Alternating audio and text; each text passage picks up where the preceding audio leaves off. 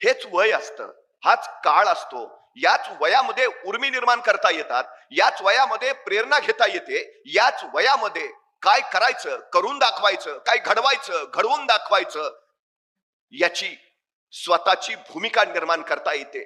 ओल्या मातीच्या गोळ्याला हवा तसा आकार जसा देता येतो, तसा संस्कारक्षम वयातच उभ्या आयुष्याचा आकार घडवता येतो. ही सगळ्यात महत्वाची गोष्ट आहे. एक गोष्ट आपण कायम लक्षात घेतली पाहिजे, या जगामध्ये दुसरा कुणीही तुम्हाला मर्यादा घालू शकत नाही.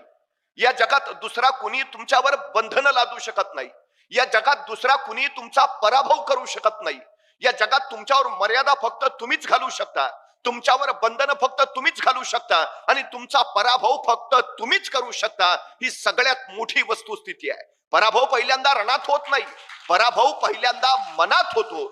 जी माणसं मनानं पराभूत असतात ती रणात जिंकूच शकत नाहीत, आणि जी माणसं मनानं जिंकलेली असतात ती रणात पराभूतच होत नाहीत. ही सगळ्यात महत्वाची वस्तुस्थिती आहे.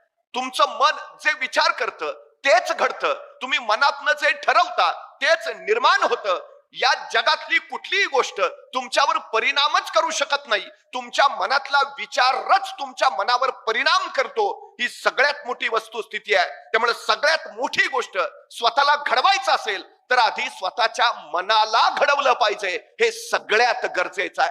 खर तर तुम्ही टाळ्या नाही वाजवल्या तरी चालेल, अजिबात वाजवू नका. ठीक आहे, किती काही पटलं आवडलं टाळी नका वाजवू. सगळ्यात सामर्थ्यशाली जर कुठली गोष्ट असेल, ज्याला मी अनलिमिटेड पॉवर बँक म्हणतो, ती आहे तुमचं मन. सगळ्यात महत्वाची गोष्ट ताकदवान मन. एका कैद्याला मृत्यूदंडाची शिक्षा झाली. आता मृत्यूदंड देणं म्हणजे त्याला फासावर चढवणं, पण काही शास्त्रज्ञांना प्रयोग करायचे होते. त्यांनी न्यायमूर्तींना विनंती केली की या कैद्याला फासावर चढवून मृत्यूदंड देण्यापेक्षा याला विषारी सर्पाचा दंश देऊन आपण मृत्यूदंड देऊया. न्यायमूर्तींनी मान्यता दिली. त्याच दिवशी त्या कैद्याला सांगितलं, परवा सकाळी 11 वाजता तुला विषारी सर्पाचा दंश होईल आणि तू मरशील, तुला मृत्यूदंड दिला जाईल. 2 दिवस त्या कैद्याच्या डोक्यात एकच विचार होला की मला आता विषारी सर्पाचा दंश होईल आणि मी मरेन, विषारी सर्पाचा दंश होईल आणि मी मरेन. मृत्यूदंडाची वेळ जवळ आली. 10 वाजले. सगळे शास्त्रज्ञ ते सगळे अधिकारी गोळा झाले. त्या कैद्याच्या डोळ्यावर पट्टी बांधली आणि त्याला सांगितलं, आता काही क्षणात तुला विषारी सर्पाचा दंश होईल आणि तू मरशील. पण प्रत्यक्षात त्याला विषारी सर्पाचा दंश करायच्या ऐवजी शास्त्रज्ञांनी 2 टाचण्या घेतल्या आणि 2 टाचण्या त्याला टोचल्या. त्याला वाटलं झाला, विषारी सर्पाचा दंश झाला. अर्ध्या तासात त्याच्या तोंडातून फेस आला आणि पुढच्या 1.5 तासात शरीर काळं निळं पडून तो मरण पावला. प्रत्यक्षात विषारी सर्प चावला होता का?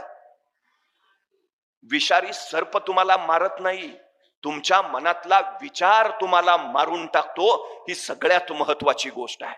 तुम्ही सकारात्मक विचार केला तर सगळं सकारात्मक घडेल, तुम्ही नकारात्मक विचार केला तर नकारात्मकच घडेल. हे सगळ्यात आणि सगळ्यात महत्वाचं आहे. तुम्ही कोण आहात काही फरक पडत नाही, तुम्ही विचार काय करता याने फरक पडतो. तुम्ही आता कोण आहात काही महत्वाचं नाही, तुम्ही उद्या कोण बनणार ते सगळ्यात आणि सगळ्यात महत्वाचं आहे. तुमच्या मनात ठरवून घ्या, मला काय व्हायचंय, काय व्हायचंय. जे ठरवाल ते तुम्ही होणारच. जगातली कुठलीही शक्ती त्याला रोखू शकत नाही. ही गोष्ट पहिली लक्षात असू द्या. अनलिमिटेड पॉवर बँक, काही करू शकता तुम्ही, काही. तुमच्या मनात तेवढं सामर्थ्य आहे, प्रचंड सामर्थ्य, अति प्रचंड सामर्थ्य आहे. एका प्रश्नाचं मला उत्तर द्या. जंगलातला सगळ्यात उंच प्राणी कोण? जिराफ. जंगलातला सगळ्यात धूर्त आणि हुशार प्राणी कोण? कोल्हा. जंगलातला सगळ्यात धिप्पाड ताकदवान प्राणी कोण? हत्ती. आणि जंगलातला सगळ्यात वेगवान प्राणी कोण? चित्ता. आणि जंगलचा राजा कोण? का? सिंह. का?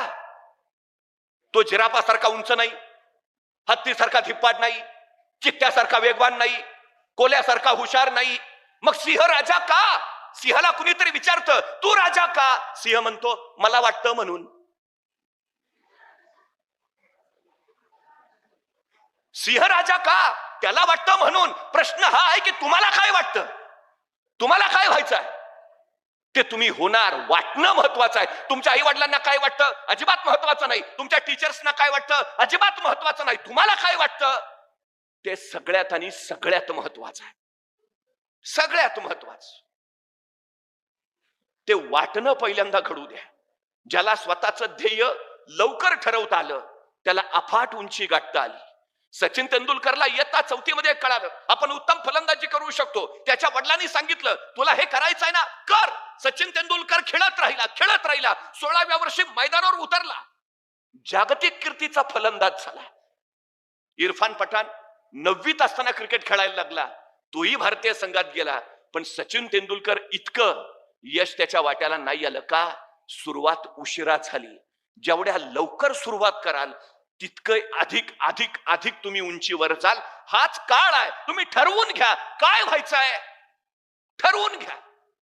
अफाट ताकदीचे व्हाल, अफाट उंचीवर जाल. सगळ्यात महत्वाचं आहे ते. सगळ्यात. एका राज्याचा प्रधान जंगलातनं निघाला होता. त्याच वेळी त्याचं लक्ष एका झाडावर गेलं. त्या झाडावर एक गुराख्याचा पोरगा त्या झाडाची फांदी छटत होता. त्याच्याकडे बघून प्रधानाला हसू फुटलं. याचं कारण तो गुराख्याचा पोरगा ज्या फांदीवर बसला होता तीच फांदी कुऱ्हाडीने तोडत होता. प्रधानाच्या लक्षात आलं, पुरता मंद दिसतोय, ज्या फांदीवर बसलाय तीच फांदी तोडतोय. याला बहुतेक डोक्याचा भाग दिसत नाहीये. आणि खरं होतं तो मंदच होता, अडाणी होता, अज्ञानी होता, पण दिसायला राजबिंडा होता, देखणा होता. त्याच्या त्या रूपाकडे बघितलं आणि त्या प्रधानाला एक कल्पना सुचली. काही दिवसापूर्वीच त्या राज्याच्या राजकन्येनं या प्रधानाचा घोर अपमान केला होता. त्याला राजकन्येचा बदला घ्यायचा होता. राजकन्या अत्यंत विद्वान संस्कृत पंडित होती. बदला घ्यायला त्याला हा गुराख्याचा पोर योग्य वाटला. त्याने त्या गुराख्याच्या पोराला खाली उतरवलं. त्याला सांगितलं, तू अडाणी आहेस, कुणाला सांगू नको, तुला काही येत नाही, कुठं बोलू नकोस, तू मंद आहेस, तोंडच उघडू नको. मी तुला राजपुत्राचं रूप देईन आणि राजा पुढं तू अत्यंत विद्वान पंडित आहे म्हणून सांगेन, फक्त हो म्हण. या गुराख्याच्या पोराला त्या प्रधानानं अत्यंत राजबिंड्या राजपुत्राचं रूप दिलं आणि अत्यंत विद्वान पंडित म्हणून त्यांनी राजासमोर त्याला हजर केलं. आपल्या विद्वान राजकन्येसाठी याच्यासारखा दुसरा विद्वान वर मिळणार नाही हे त्यांनी राजाला पटवून दिलं. राजकन्येलाही मान्य झालं, लग्न झालं. आणि एकांतात या राजकन्येनं आपल्या या विद्वान पतीला प्रश्न विचारला, अस्ति कश्चित वाग्विशेष. त्याला काहीच कळेना. अस्ति कश्चित वाग्विशेष प्रश्न संस्कृत मधला आहे. तुम्हाला वाङ्मयाचं काही विशेष ज्ञान आहे का? अहो त्याला कसलंच ज्ञान नव्हतं. वाङ्मयाचं कसलं विशेष ज्ञान? त्याला काही कळेना. तो नुसताच काही वेळानंतर राजकन्येला कळलं, याला काही येत नाही, हा मंदबुद्धी आहे, हा अडाणी आहे, हा अज्ञानी आहे, आपली फसवणूक झाली आहे. ती राजकन्या त्याला अद्वा तद्वा बोलायला लागली. तिनं त्याचा प्रचंड अपमान केला. तसा तो गुराख्याचा पोर पेटून उठला आणि राजकन्याला म्हणाला, आता निघतोय, परत येईन ना, विद्वान पंडित म्हणून परत येईन. आणि त्याच क्षणी त्या गुराख्याच्या पोरानं राजवाडा सोडला आणि जंगलची वाट धरली. जंगलात तो ज्ञानसाधना करत राहिला, अखंड अखंड अखंड ज्ञानसाधना. काली मातेच्या मंदिरात ज्ञानसाधना केली म्हणून कालिदास झालेला तो गुराख्याचा पोर कवी कुलभूषण महाकवी कालिदास ठरला. गुराख्याचा पोर जर कवी कुलभूषण होत असेल तर या जगात कुणाला कसलीच अडचण नाही. कुणी काहीही घडू शकतं, कुणी काहीही बनवू शकतं. ही सगळ्यात महत्वाची गोष्ट. फक्त निश्चय हवा, निश्चयाचा दृढ निश्चय व्हायला हवा. दृढ निश्चय तुम्हाला झपाटलेपण देतो, झपाटलेपण तुम्हाला समर्पण करायला भाग पाडतं आणि समर्पण तुम्हाला यश देतं. ही सगळ्यात महत्वाची गोष्ट आहे. ध्येय ठरवा, काय करायचं आहे आणि झोकून द्या स्वतःला. तुम्ही कोण आहात काही फरक पडत नाही, अजिबात पडत नाही. शिक्षक वर्गातनं दिलेला उतारा तपासत होते. एका मुलानं तो उतारा आणला नव्हता. शिक्षक चिडले, हात पुढं कर. छड्या मारत निघालेले. त्या मुलानं हात पुढं केला पण छडी मारणार. तो शिक्षकाने त्या मुलाच्या हाताकडे बघितलं आणि त्याचा हात बघितल्यावर त्यांनी उगारलेली छडी माघारी घेतली आणि त्या मुलाला म्हणाले, तुला मारून तरी काय उपयोग आहे, तुझ्या हातावर विद्येची रेषाच नाही. त्या मुलाला वाईट वाटलं. त्यानं शिक्षकांना विचारलं, गुरुजी हातावर विद्येची रेषा कुठं असते? गुरुजींनी सांगितलं, इथं इथं इथं रेषा असते, तुझ्या हातावर नाहीच आहे ती, उपयोग काय तुला मारून तरी. अचानक काय वाटलं कुणास ठाऊक, मुलगा सरकन वर्गाच्या बाहेर गेला. 5 मिनिटांनी परत आला. त्यावेळी त्याचा हात रक्ताळलेला होता. गुरुजींनी विचारलं, हे काय? तो मुलगा म्हणाला, त्या नियंत्यानं जी विद्येची रेष माझ्या हातावर काढली नाही ती मी बाहेर जाऊन चाकून काढून आलोय. आता मला विद्या घेण्यापासून कुणी रोखू शकणार नाही. कुणीच रोखू शकणार नाही. हातावर विद्येची रेष काढणारा तो मुलगा पुढे व्याकरणाचार्य पाणिनी म्हणून प्रसिद्धी झाला. अशक्य काय आहे? अशक्य काय आहे? काही काही काही अशक्य नाही, अजिबात नाही. तुमच्याकडे काय आहे काही नाही याच्याही पेक्षा तुम्हाला काय वाटतं हे महत्वाचं आहे, सगळ्यात महत्वाचं. खर तर मन सामर्थ्यशाली इतकं असतं, त्या मनाचं सामर्थ्य इतकं प्रचंड, तुम्ही काही करू शकता. एक मुलगा जो आंधळा होता, दिसतच नव्हतं त्याला, आंधळा आहे, कामाचा नाही म्हणून त्याला घरातल्यांनी सरळ हकलून दिला. पण तो भगवान श्रीकृष्णाची उत्तम अभंग रचना करायचा. त्याचा आवाज अत्यंत इतका गोड की साक्षात भगवान श्रीकृष्ण प्रकट व्हावेत की काय असा भास त्याच्या शब्दातून होत राहायचा. पण घरच्यांनी हकलून दिलेला.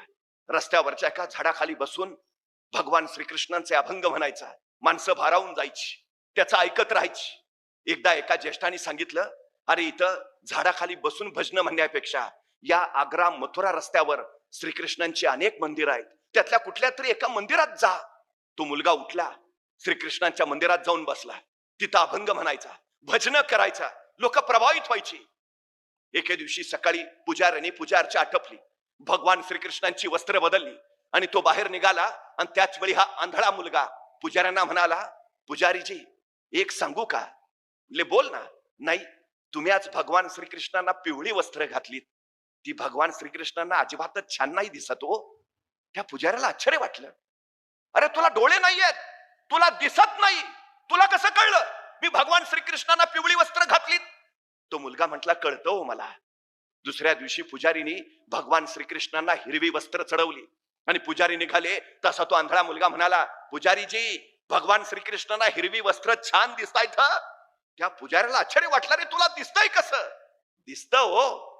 तिसऱ्या दिवशी पुजाऱ्याने वस्त्र न घालता भगवान श्रीकृष्णाला झाडांची पानच वस्त्र म्हणून बांधली आणि तो पुढे निघाला. तसा हा आंधळा मुलगा म्हणाला, पुजारीजी भगवान श्रीकृष्ण पण गरीब झाले वाटतं, झाडाची पानं बांधून राहायला लागलेत. आता मात्र पुजाऱ्याला काही कळेना. अरे तुला डोळे नाही, दृष्टी नाही, तू आंधळा आहे, तुला कळताय कसं? आणि तो आंधळा मुलगा म्हणाला, तन की आंखें नहीं है तो क्या, मन की आंखें तो है. दृष्टीहीन असणाऱ्या त्या मुलानं भगवान श्रीकृष्णांना साक्षात बघितलं, त्यांचं वर्णन त्यांनी केलं. तो आंधळा मुलगा संत सूरदास म्हणून पुढे प्रसिद्धीस आला. आम्ही 10वीत असताना टीव्हीवर रामायण मालिका लागायची. ते पहिलं गाणं सुरू झालं की रस्त्यावरची सगळी माणसं पटापटापटा टीव्ही पुढे जाऊन बसायची.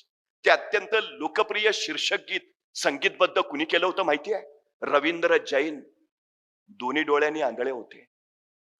बिथोवेन नावाचा जागतिक कीर्तीचा संगीतकार, ज्याचं संगीत आजही जगाला वेड करतं, तो बिथोवेन दोन्ही कानांनी बहिरा होता. त्याला काहीही ऐकू येत नव्हतं, काहीच. ज्याला स्वतःला ऐकू येत नाही तो बिथोवेन इतरांचे कान तृप्त करणारा संगीतकार झाला. काय विलक्षण असेल. एक खेळाडू तरुण मुलगी रेल्वेने निघाली आहे. अचानक काही गुंडांची तिच्यावर नजर पडते. तिच्या गळ्यातल्या सोन्याच्या चैनकडे त्यांचं लक्ष जातं की हिसकावण्यासाठी त्या धडपड करतात. ती तरुण मुलगी खेळाडू त्या गुंडांचा प्रतिकार करते. चिडलेले गुंड तिला सरळ रेल्वेतनं ढकलतात. ती समोरच्या रुळावर पडते. भरधाव वेगानं दुसरी रेल्वे येते. तिच्या पायावरनं सरकन जाते. तिचा पाय काढावा लागतो. खेळाडू असलेली तरुणी आता मैदानावर उतरू शकणार नसते, पण ती हरली नाही. पाय असलेली माणसं जे करू शकत नाहीत ते मी पाय नसताना करेन असा निश्चय तिनं केला. आणि एका पायाच्या बळावर तिनं अशक्य कोटीतलं कार्य केलं. तिनं एव्हरेस्ट सर केला. एका पायावर एव्हरेस्ट सर करणारी ती अरुणिमा सिन्हा सांगते, तुमच्याकडे काय आहे किंवा काय नाही हे महत्वाचं नाही, तुम्हाला काय वाटतं ते महत्वाचं आहे. तुम्ही ते करूच शकता. एरिक वेहनमेयर दोन्ही डोळ्यांनी आंधळा आहे, त्याला दिसतच नाही. जगातला पहिला अंध व्यक्ती आहे ज्यांनी एव्हरेस्ट सर केला. पत्रकारांनी त्याला विचारलं, अहो तुम्ही आंधळे आहे, तुम्हाला दिसत नाही, मग तुम्ही एव्हरेस्ट कसं काय सर केला? एरिक वेहनमेयर म्हटला, म्हणूनच केला, आंधळा आहे म्हणूनच केला. म्हणले म्हणजे? नाही, मला अडचणी दिसल्याच नाहीत ना. माणसाचं लक्ष ज्यावेळी अडचणींकडे असतं त्यावेळी तो अडचणीतच अडकून पडतो. मला दिसत नाही, त्यामुळे मला अडचणीच दिसल्या नाहीत. मला फक्त माझं ध्येय दिसत होतं, म्हणून मी पोहोचलो. अशक्य काही नाही. या जगात काहीही अशक्य नाही. आंधळी असणारी माणसं विक्रम करतात, पाय नसलेली माणसं एव्हरेस्ट चढतात. आपल्याला कठीण काय आहे? धडधाकट आहोत आपण. अडचण काय आहे? काहीही करू शकतो, काहीही. विश्वास हवा आपल्यावर. Yes, I can. मी करेनच. सगळ्यात महत्वाचा भाग आहे तो हा. सगळ्यात महत्वाचा, आय कॅन, मी करेन. शाळेचा निकाल लागला. अनेक विद्यार्थी सरांकडे गेला. सर, दुसरा नंबर कुणाचा आलाय? सर म्हटले, अरे पहिला नंबर कुणाचा आलाय असं विचारायचं असतं, तू दुसरा नंबर कुणाचा आलाय असं कसं विचारतो? तसा तो मुलगा म्हटला, सर पहिला नंबर माझाच येणार ते मला माहिती आहे, दुसरा कुणाचा आला ते सांगा. याला आत्मविश्वास म्हणतात. त्या मुलाचं नाव होतं विनायक दामोदर सावरकर. आत्मविश्वास. पहिला मीच आहे, दुसरा कोण आहे ते सांगा. मी करेन, आय कॅन. आत्मविश्वासातून ऍटिट्यूड जन्माला येतो, दृष्टिकोन. हा आत्मविश्वास हवा, सगळ्यात महत्वाचा. एकदा निश्चय झाला, अशक्य काही नाही हे कळालं, की मग आपण काहीही करू शकतो. फक्त एक, जे ठरलंय तेच करा. पर्याय ठेवू नका.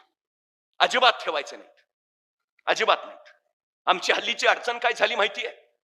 मी परवा एका मुलाला सहज विचारलं, काय रे 100 मीटर पळशील का? तो 5 मिनिटं माझ्याकडेच बघत बसला. अरे म्हटलं 100 मीटर पळशील का? मग त्याने हळूच विचारलं, 100 मीटर म्हणजे किती? मला लक्षात आलं. मी म्हटलं, अरे तू काय खेळबिळ खेळतोस का नाही? म्हटलं सगळे खेळ खेळतो, क्रिकेट खेळतो, फुटबॉल खेळतो, हॉलीबॉल खेळतो, बॅडमिंटन खेळतो. म्हटलं मग एवढे सगळे खेळ खेळतो, दिवसभर मैदानावरच असतोस का काय? तो म्हटला, मैदानावर नाही, मोबाईलवर खेळतो. म्हटलं मग बरोबर आहे, तुला 100 मीटर कळणारच नाही. मग त्याला सांगितलं, इथून तिथपर्यंतचे अंतर आहे, त्याला 100 मीटर म्हणायचं, पळशील का? म्हटलं करतो प्रयत्न. आता तुला काय 5 किलोमीटर सांगतोय का पळायला? 100 मीटर. तो मला करतो ना प्रयत्न. मग त्याला मी विचारलं, बरं मला सांग, हे 100 मीटर अंतर पार करायला तुला किती वेळ लागेल? तो 5 मिनिटं अंतरच बघत बसला.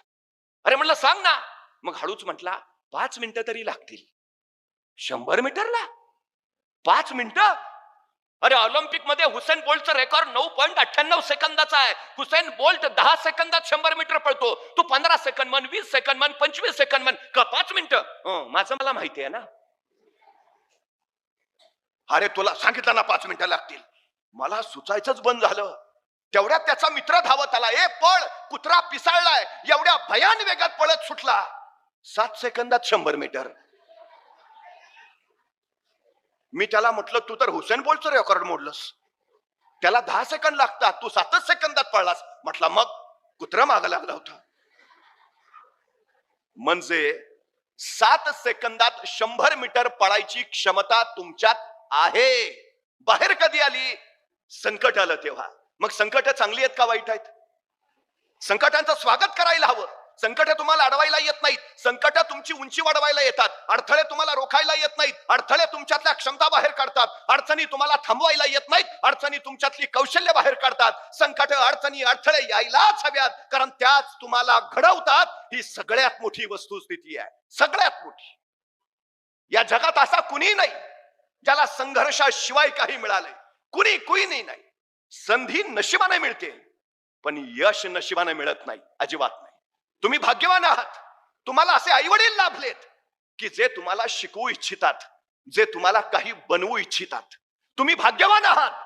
तुम्हाला लोकसेवा स्कूल सारखं